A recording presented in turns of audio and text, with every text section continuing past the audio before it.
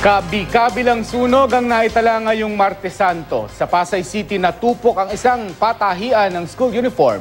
Sa Mandaluyong naman, sumiklab ang sunog sa ikatlong palapag ng isang ginagawang condominium building. Bandang alas 9 ng umaga kanina nang sumiklab ang sunog sa ginagawang Avida Tower Center Tower 4 sa Mayflower Street, corner Reliance Street sa Mandaluyong City. Nagsimula ang sunog sa third floor ng gusali. Ayon sa District Fire Marshal na si Superintendent Reynaldo Lorenzo, marami umanong nakaimbak na hazardous chemicals at materials gaya ng acetylene sa naturang palapag. Hanggang kaninang tanghali, hindi pa masabi kung ano ang pinagmula ng sunog. Pero posibleng dahil daw ito sa naghalo-halong mga mapanganib na material sa isang palapag. Kung ano-ano mga madaling masunog. May mga imbak na acetylene.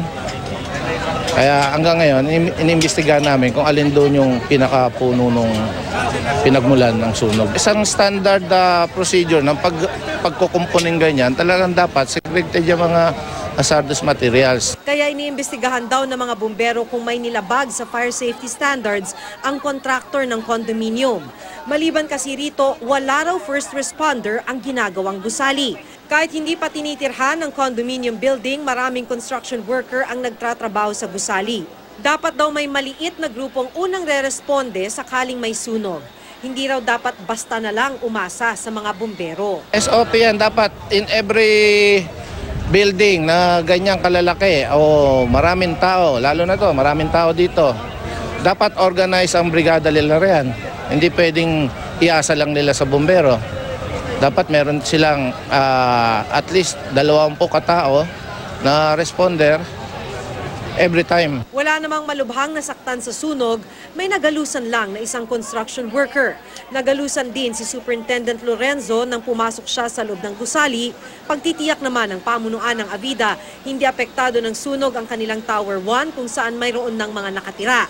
Gayunman, bilang pag-iingat, inilikas na muna ang mga nakatira roon. Bukod sa mga bumbero, dumating na rin daw ang mga pulis para masigurong ligtas ang lugar. Sa may Taft Avenue naman, sa Pasay City, isang patahian ng school uniform ang nasunog din alas 5 ng umaga kanina.